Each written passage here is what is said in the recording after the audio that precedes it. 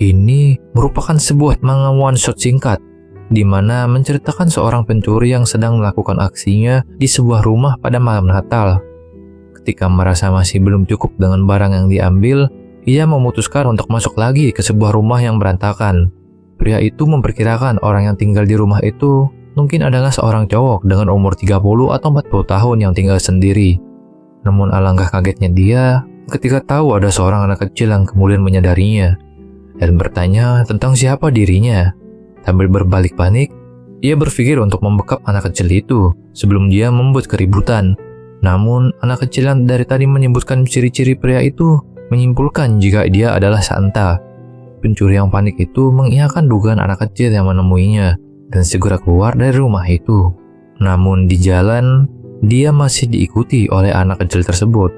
Pria itu mencoba menghentikannya. Namun, anak kecil yang dipanggil Fuyoko itu bersikeras jika ia ingin ikut untuk melihatnya beraksi sebagai Santa. Pria itu berkata jika tidak ada tempat yang perlu didatangi lagi hari ini, karena ia ingin segera pulang. Namun, Fuyoko yang mengabaikannya berkata jika rumah teman-temannya ada di depan, jika ia ingin memberikan hadiah. Pria itu awalnya emosi karena diabaikan. Namun, dia berpikir lagi jika hal itu bisa dimanfaatkan. Pria itu akhirnya setuju dan mengikutinya. Ia bertanya kepada Fuyoko untuk menceritakan soal temannya itu, seperti apa rumahnya dan apa kesukaannya. Mereka pun mampir ke toko mainan dan membeli apa yang ditunjuk oleh Fuyoko. Setelahnya, pria itu segera melakukan rencananya kembali di salah satu rumah teman Fuyoko yang bernama Tokun. Namun, sebelum menjalankan rencananya, ia menyuruh Fuyoko untuk pulang saja. Fuyoko bersikeras ingin ikut dalam aksinya, dan terjadi perdebatan kecil antara mereka. Walau pada akhirnya, pria itu menyerah oleh Fuyoko yang tidak mau kalah. Pria itu memutuskan untuk membawanya, dengan syarat dia harus tetap diam agar tidak ketahuan. Ketika mereka berhasil masuk, pria itu langsung mengamankan barang-barang yang menjadi targetnya. Namun, Fuyoko yang heran bertanya kepadanya dan ingin segera ke kamar temannya itu untuk memberikan hadiah. Karena suaranya yang dianggap nyaring, pria itu memukul kepala Fuyoko sebagai peringatan. Sesampainya di kamar temannya itu, pria itu memberikan mainan kesukaannya, dan Fuyoko berkata sesuatu kepadanya dengan nada suara yang berlebihan. Merasa terganggu, Tokun yang tidur menjadi bergerak, dan mereka yang panik langsung keluar dari rumah Tokun. Sesampainya di luar, pria itu memarahinya lagi karena suaranya, dan Fuyoko meminta maaf menjelaskan jika ia hanya lapar, dan pria itu meninggalkannya di malam itu. Keesokan harinya, ketika pria itu berjalan melewati rumah yang telah ia jarah, ia melihat anak lelaki yang merupakan teman Fuyoko terlihat sangat senang dengan mainan yang ia dapatkan. Dia pun berterima kasih kepada Santa karena mengingatkan kenangannya tentang ayahnya. Pria itu yang melihatnya sesaat tersadar akan sesuatu. Di malam selanjutnya, ketika pria itu akan melakukan aksinya lagi, Fuyoko tiba-tiba memanggilnya dari belakang. Pria itu heran mengapa anak itu selalu bisa bertemu dengannya. Fuyoko menjawab jika itu mudah, karena hanya dia yang memiliki hidung merah. Terpikir kejadian sebelumnya, daripada melakukan hal yang sia-sia seperti mengusirnya, pria itu memutuskan untuk bertanya tentang hadiah kesukaan dan lokasi rumah teman Fuyoko lainnya yang bernama Mona. Setelahnya, pria itu akan melakukan aksinya dan Fuyoko disuruh untuk menunggu di luar. Fuyoko mengiyakannya. Setelah selesai, Fuyoko bertanya-tanya tentang aksinya dan tidak sabar untuk melihat ekspresinya Mona ketika sudah bangun nanti. Kemudian, saat Fuyoko bertanya tentang aksi selanjutnya, hujan turun. Dan pria itu berkata jika cukup untuk hari ini.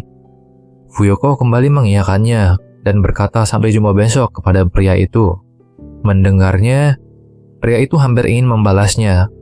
Namun, ia teringat seperti bukan dirinya saja. Keesokan harinya, ketika cuaca masih hujan, pria yang awalnya hanya menonton di rumahnya mendengar kegaduhan yang ternyata merupakan pembulian, dan Fuyoko dibuli oleh dua orang yang dianggap sahabat oleh Fuyoko. Pria itu bergegas keluar dan menghentikan mereka, lalu mengajak Fuyoko berteduh di taman sambil berbicara. Pria itu bertanya bukankah mereka adalah teman Fuyuko? Fuyuko menjawabnya jika mereka memang temannya. Namun pria itu berkata, jika teman tidak seharusnya saling menindas. Pria itu bertanya melanjutkan, untuk apa ia memberikan hadiah kepada orang yang membulinya? Fuyuko pun menjelaskan jika tidak semua orang bahagia, dan ia ingin mereka bahagia. Pria itu heran dengan Fuyuko yang unik. Waktu itu, ia juga mendengar Fuyuko berbicara aneh ketika memberi hadiah kepada Tokun saat tidur. Lalu Fuyuko menjelaskan jika ia pernah mendengar Tokun selalu menangis tiap hari karena ayahnya seorang polisi dan tewas saat bertugas. Pria itu yang mendengarnya berkata jika Fuyuko usil karena mengira Fuyuko itu sengaja sarkas. Usil? Tanya Fuyuko dengan polos. Dia masih bangga dengan ayahnya, kata Fuyuko yang terus melanjutkan. Begitu juga dengan Mona. Peliharaannya mati, sehingga dia menangis setiap hari karena itu. Maka Fuyuko ingin memberinya boneka anjing kelinci belang yang mirip peliharaannya dulu, agar setidaknya Mona bisa senang. Fuyuko benar-benar ingin mereka bahagia. Mendengar semua cerita itu, pria itu tertawa dan berkata jika Fuyuko memang anak baik, dan hatinya terlalu bersih. Fuyuko bertanya apakah pria itu punya hal yang ingin dia miliki. Pria itu berkata jika dia tidak punya, dan Fuyuko berharap semoga ia bisa punya satu. Pria itu lalu bertanya akan namanya, dan Fuyuko pun menjawabnya, walau dia tidak tahu nama panjang keluarganya, karena susah untuk diingat.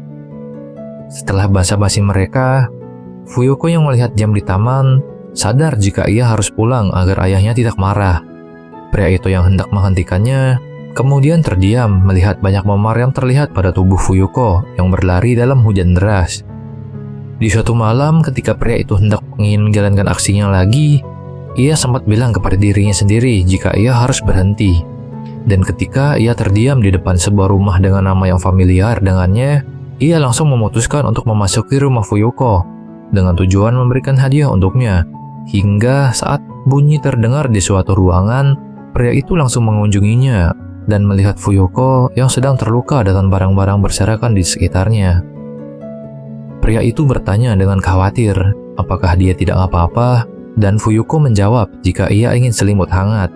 Tepat ketika pria itu akan menjanjikan hadiah sebanyak yang Fuyuko mau, sosok ayah Fuyuko yang mirip seperti Toji Fushiguro ini muncul di belakang pria itu dengan sebuah botol miras dan terlihat akan menyerang mereka. Singkat kejadian, pria itu berhasil mengalahkan ayah Fuyuko dan membawa Fuyuko yang terluka pergi dari rumah itu dengan kondisinya sendiri yang juga terluka. Sesampainya di rumahnya, ia dengan Fuyuko pun tertidur akibat kelelahan. Keesokan harinya, mereka pindah ke sebuah tempat yang jauh dan memulai hidup yang baru. Pria itu terpikat oleh sinar kemurnian yang dimiliki oleh Fuyuko. Meski hidup selalu memberikan cobaan kepadanya, dia tetap menjalaninya dengan tulus dan sederhana. Dan hal itulah yang sedikit demi sedikit mengisi lubang yang ada pada pria itu. Ia pun merawat Fuyuko dengan kasih sayang, hari demi hari, sambil perlahan berubah menjadi seorang yang lebih baik, sekaligus sosok figur ayah angkat dari Fuyuko. Singkat cerita, di pagi hari, ia terbangun dan ingin mengantar Fuyuko yang akan segera pergi dari rumah itu. Pria itu seakan lupa kemana putrinya itu akan pergi, dan Fuyuko menjawab jika itu adalah hari pertamanya bekerja. Pria itu berkata jika ia akan memasakkan makan malam untuknya. Namun Fuyuko menolaknya, berkata jika ia akan tinggal di sebuah asrama, yang mana lokasinya berada tidak jauh dari tempat kerjanya. Dan ia juga berkata jika itu adalah keinginan ayahnya. Saat pria itu yang terbata-bata seperti ingin mengatakan sesuatu, Fuyuko dengan sosoknya yang sudah tumbuh menjadi seorang remaja, mengatakan jika ia akan baik-baik saja. Melihat sosoknya yang telah tumbuh, ia terdiam dan masih menghalusinasikan sosok Fuyuko yang masih kecil. Setelah tersadar, dengan senyum, pria itu berkata hati-hati di jalan. Mereka yang sama-sama berpisah pun saling menangis. Setelahnya, pria itu menuliskan surat untuk Fuyuko, di mana ia berterima kasih kepadanya karena telah memberikan kehidupan terindah yang pernah ia miliki. Dari Black Santa, ia pun menyerahkan diri kepada polisi atas dosa-dosanya sebagai pencuri dulu. dan sebagai orang yang telah menculik anak orang lain.